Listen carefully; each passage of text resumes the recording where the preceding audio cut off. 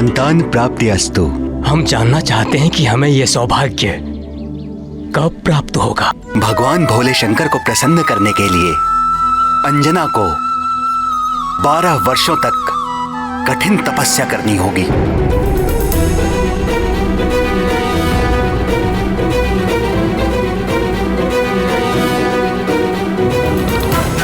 यहां से दक्षिण में त्रिलिंग देश में वेंकटाचल नामक पर्वत है, जिसे वाराह क्षेत्र भी कहते हैं।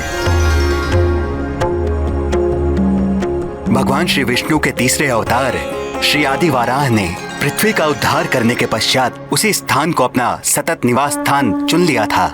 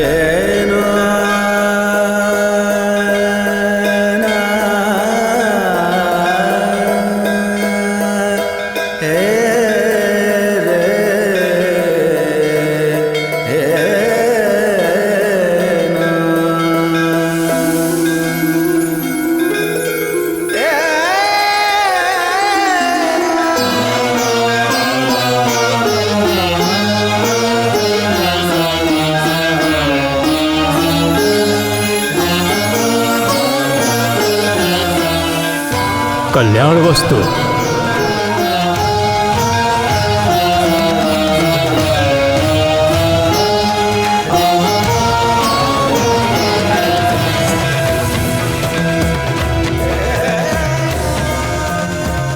उसके उपरांत आकाश गंगा तीर्थ में स्नान करके तपस्या आरंभ करना।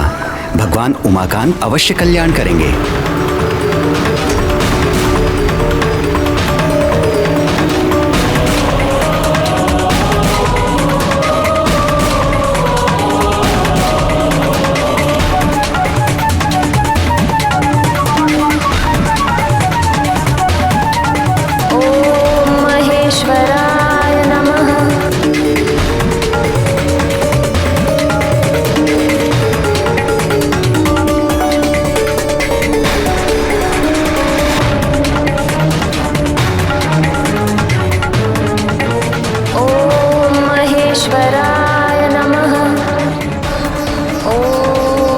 पशुपते नमः। ओम सर्वाय नमः। ओम विश्वरूपे नमः। ओम कपिदेवाय नमः।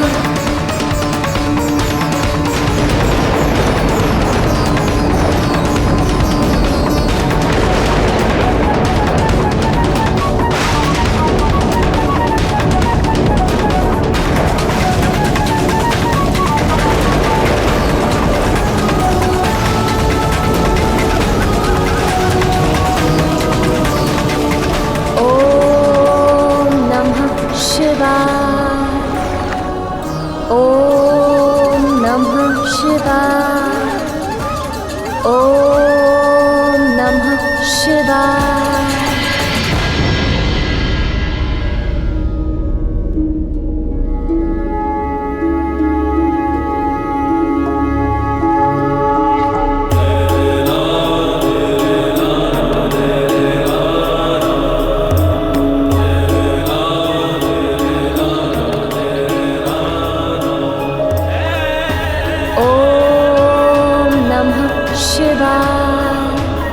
ओम नमः शिवाय। ओम अघोराय नमः।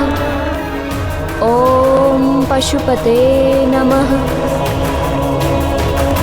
ओम नमः शिवाय।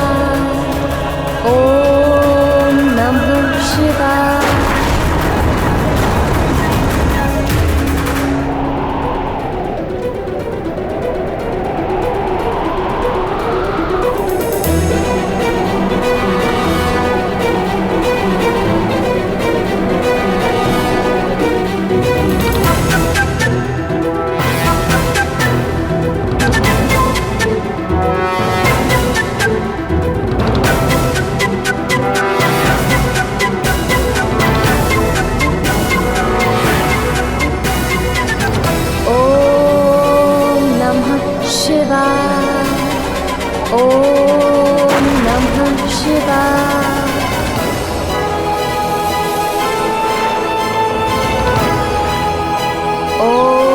पशुपते नमः।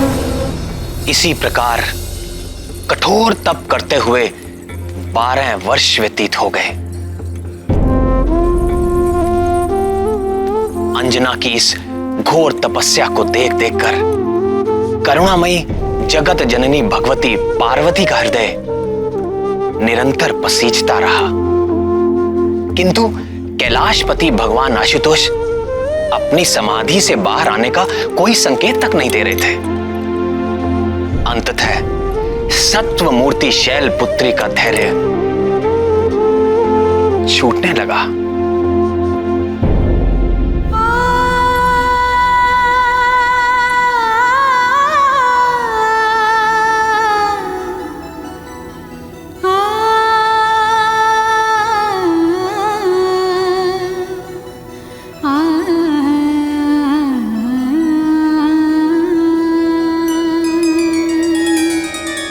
हे शशि शेखर, आंखें खोलिए। अंजना के तप से समस्त लोग कंपित हो उठे हैं। हे दीनानाथ, आप तो आशुतोष हैं, अपने भक्तों पर शीघ्र प्रसन्न हो जाते हैं। फिर अंजना के घोर तपस्या को तो 12 वर्ष बीत चुके हैं प्रभु, आप कब प्रसन्न होंगे? उस दीन के प्राण संकट में है दीनबंधु, दया कीजिए। आपके अंश का अवतार काल भी निकट आ पहुंचा है। आंखें खोलिए स्वामी और उसे उसकी तपस्या का फल दीजिए। आंखें खोलिए स्वामी और उसे उसकी तपस्या का फल दीजिए।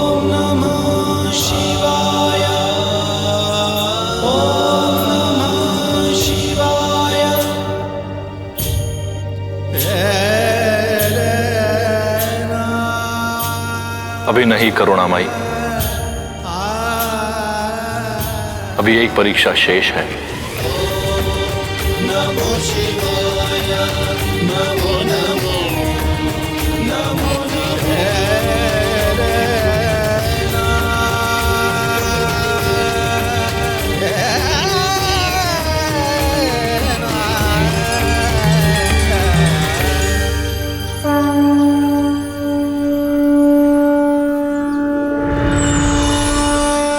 अंजना, तुम्हारा कल्याण हो पुत्री। तुम्हारी तपस्या पूर्ण हुई। आंखें खोलो पुत्री।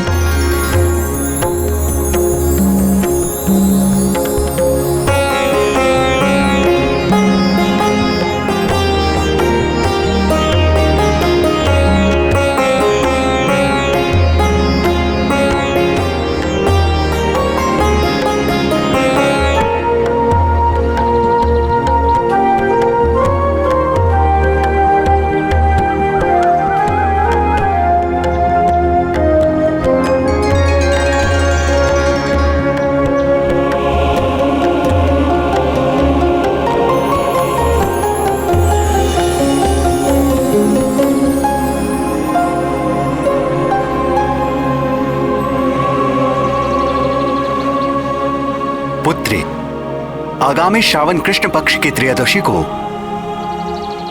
देवाधिदेव महादेव साक्षात तुम्हें दर्शन देंगे और आशीर्वाद प्राप्त होगा। उनके स्वागत का प्रबंध करो पुत्री।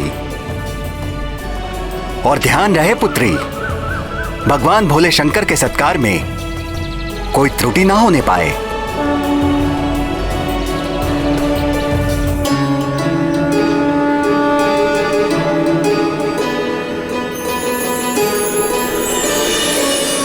जब ब्रह्मा जी की 100 दिव्य वर्षों की आयु पूर्ण हो जाती है तो मैं प्रलयकालीन संवर्तक सूर्य बनकर अपनी प्रचंड किरणों से समुद्र, पृथ्वी और प्राणियों के शरीर से सारा जल सोख लेता हूं। जब समस्त ब्रह्मांड दहकने लगता है तो मैं ही प्रलयकालीन मेघ के रूप में सहस्रों वर्षों तक मोटी मोटी धाराओं से इस समस्त ब्रह्मांड को जलमग्न कर देता हूं। तब पृथ्वी जल में विलीन हो जाती है, जल तेज में, तेज वायु में, वायु आकाश में और आकाश अहंकार में लीन हो जाता है, अहंकार महतत्व में और महतत्व मूल प्रकृति में लीन हो जाता है। उस अवस्था में जब समस्त जीवों और देवताओं के साथ वेद और ब्रह्मा भी मुझ में समा चुके होते हैं, तो इस सृष्टि का उस प्राकृत प्रलय में लोप हो जाता है। फिर नवीन सृष्टि का समय आने पर मैं समस्त सृष्टि के तत्वों व उनकी एकता के द्वारा एक विराट शरीर की रचना करता हूं। उसी विराट शरीर की नाभि से नवीन ब्रह्मा प्रकट होते हैं।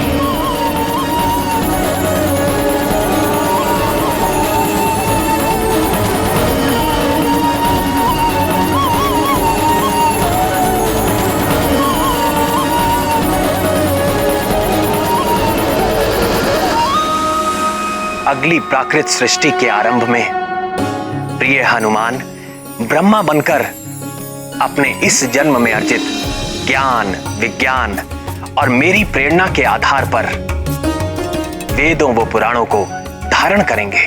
तत्पश्चात रजोगुण का आश्रय लेकर संकल्प शक्ति मात्र से सृष्टि कार्य में संलग्न होंगे और भुआ और स्वह नामक त्रिलोकी की रचना करेंगे और फिर प्रजापतियों के माध्यम से वृक्षों, पशु पक्षियों, मनुष्यों की सृष्टि के साथ देवता, पितर, असुर, गंधर्व, अप्सरा आदि की देव सृष्टि भी करेंगे। यन्नाभि पद्म भवनादहमासमीक्य लोकत्रयोपकरणो यदनुग्रहेण तस्मै नमस्त उदरस्त भवाय योग। अपने आराध्य श्री राम के गुणगान और उनकी सेवा के अतिरिक्त महाबली हनुमान के हृदय में और कोई अभिलाषा नहीं। उनके लिए सारा संसार सिया राममय है। वो चुटकी बजाकर अपने प्रभु की उबासी दूर भगाएं या ब्रह्मा होकर सृष्टि करें, सब कुछ उनके लिए राम काज ही है। नैव मे दृशमनुस्पृशत्स्तभवाय योग निद्रावसान विकसन्नरिनेक्षणाय सोऽयं समस्त जगतां सुहृदेकयात्मा सत्त्वेन यन्मृडयते भगवान् भगेन। हनुमान जी की इतनी महिमा सुनकर मेरे मन में उनके बाल लीला सुनने का चाव और बढ़ गया है। किंतु प्रभु, उसके पहले उनके जन्म की कथा तो पूरी कीजिए। भगवान भोलेनाथ ने कब और कैसे अंजना को आशीर्वाद देके उसकी मनोकामना पूर्ण की, थोड़ा विस्तार में बताइए ना प्रभु। हाँ श्याम सुंदर, महादेव ने माता पार्वती से कहा था कि वो एक और परीक्षा लेना चाहते हैं। फिर क्या हुआ?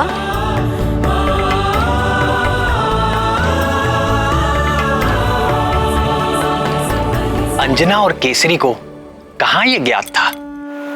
वो तो भगवान नंदीश्वर के स्वागत का आयोजन कर उनकी प्रतीक्षा कर रहे थे।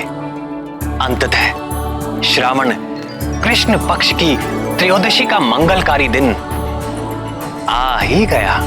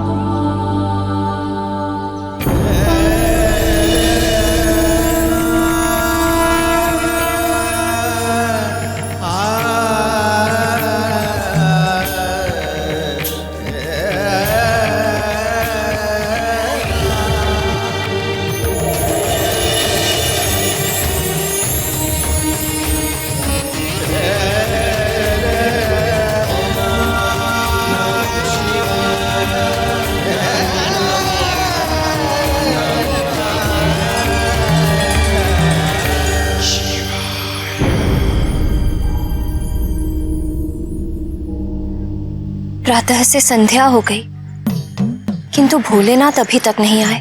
भक्ति भिक्षाम देहि, भवति भिक्षाम देहि, भवति भिक्षाम देहि।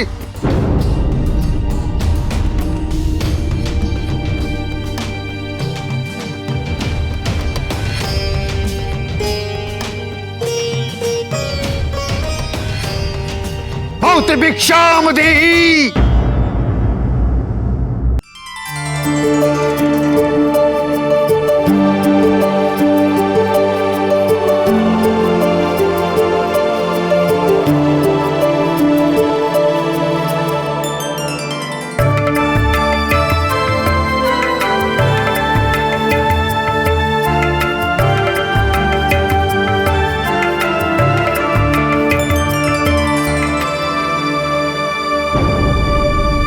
क्या इस बूढ़े के साथ उपहास कर रही हो?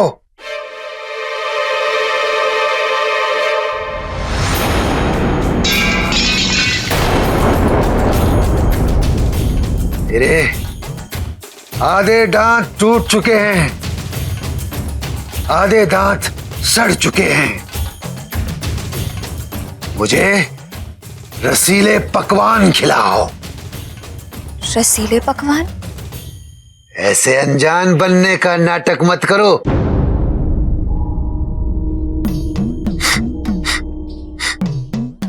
तुम्हारी रसोई में 56 भोग पकाए गए हैं और मैं बड़ी दूर से तुम्हारी उस सुगंध के पीछे यहां तक चला आया हूं। मैं वो भोग लगाए बगैर तुम्हारे द्वार से नहीं जाने वाला हूं।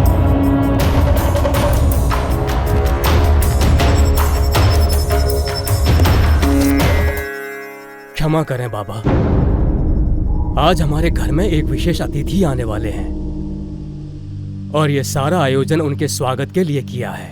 तुम कह रहे हो कि मैं अतिथि नहीं हूं?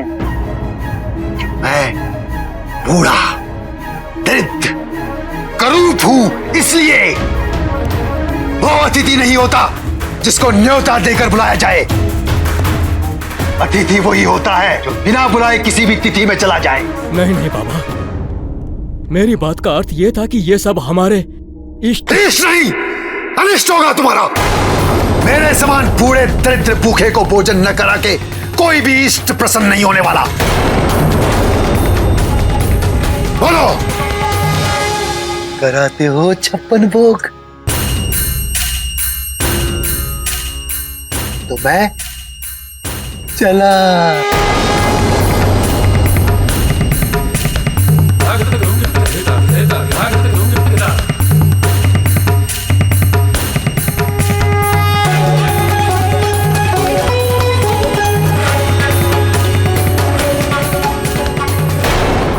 राम भक्त महाबली हनुमान को जानना हो तो चैनल को सब्सक्राइब करें और बेल आइकॉन दबाना न भूलें।